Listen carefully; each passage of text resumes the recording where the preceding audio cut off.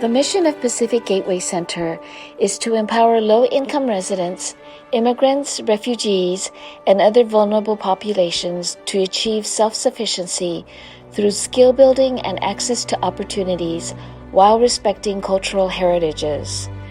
Pacific Gateway Center was conceived and established by the Palama Council of Churches in 1973, Aldersgate United Methodist Church, Kaumakapili Church, and St. Elizabeth's Episcopal Church.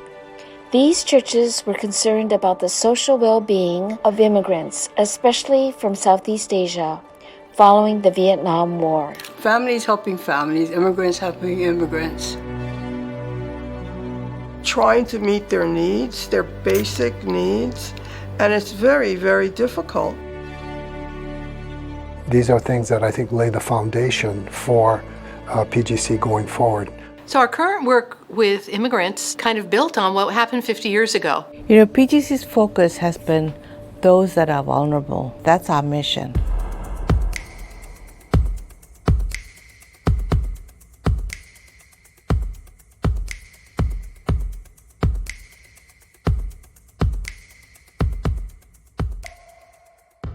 The real impetus for us to want to meet immigrants' needs was a fire at a boarding house right behind our church. And at that time, the boarding house was housing mostly single Filipino men who were working. And we took them in. We provided what we could in terms of food and shelter, household goods. And that was really the birth of our outreach ministry. Our church is almost entirely Filipino immigrants. Families helping families, immigrants helping immigrants. And it's great that it's within our church. We help them, hopefully to make them feel welcome, to feel also that we are all family. I think it's just built into us. It is part of our DNA, I would say. From the very beginning, there's been a flow of immigrant people through the church. The work the church is doing with immigrants is unbelievable. I mean, they're feeding them, trying to meet their needs, their basic needs, and it's very, very difficult. Everybody's got a different problem, and we can't just generally say, this is what we're going to do for them, because somebody might be ill mentally or physically, and somebody might be just hungry, and somebody might need talking. It's not exclusively immigrant people, a lot of long-time residents, Native Hawaiians and others. And just as in the very beginning, I noticed a lot of Chinese people now coming, Micronesian people, and Tongan and Chukis. My grandfather, he brought his 7 children every Sunday. Now, of course, that generation, they've all gone. But the second generation, we still come to this church. Some of those programs are still continuing today.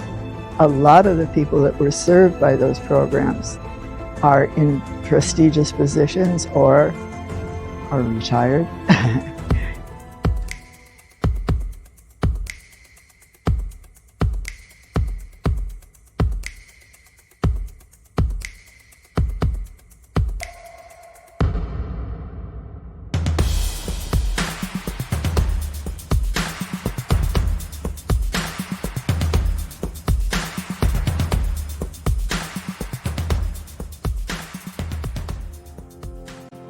So proud. I'm so proud of my mom for what she's done. One of her real highlights of her career as a community supporter was her work at the Hawaii Refugee Resettlement Organization, the predecessor to Pacific Gateway Center. And I have many, many memories, really interesting, fond memories of those days and her work at the time. I believe that the reason why she worked with refugees is because she was from an immigrant family herself. She was raised by a single mother. Her mother didn't speak English when she came to America.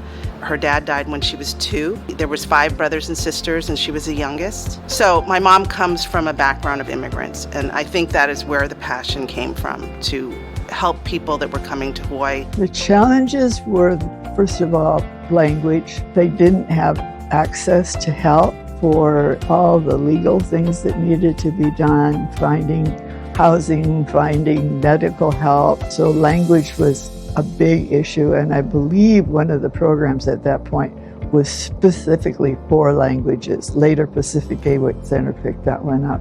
There's a lot of things, obviously, that PGC did very well to last for 50 years. The success of the agency has always been its people, and its people believing and living the mission, vision, and values, whether it's the board, the staff. What I'm most proud of is our family of programs, basically embodying the concept of food to table, where we use food as a basis for economic development, social entrepreneurship, business development, loans assistance, and technical assistance for small businesses. And we also have a culinary business incubator.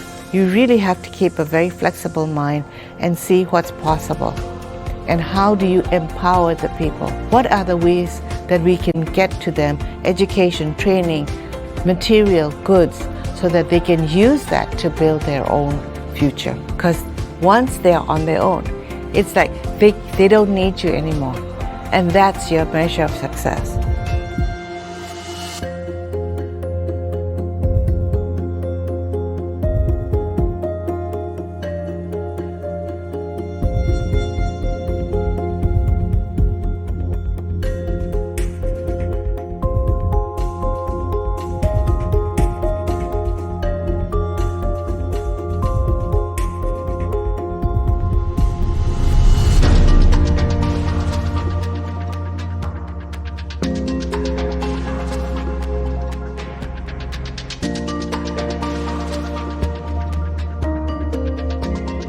We're here in Kalihi, a very local organization, but we're dealing with the international issues that we all see in the paper, we see on the news, we're seeing at presidential debates.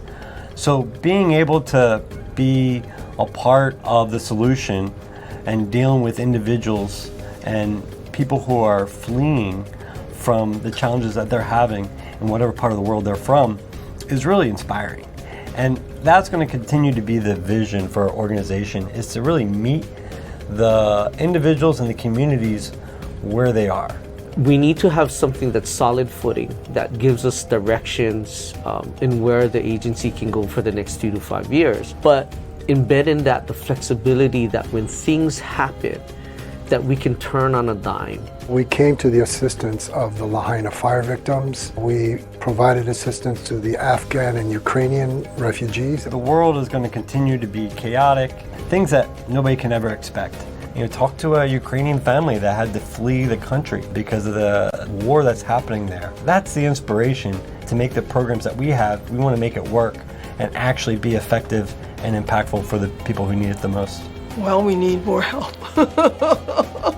She'd be grateful that you're carrying on the work. She did what she did for love. The gospel story was go and reach out to all nations. There is a community spirit, a sort of common humanity that I haven't seen anywhere else in the world.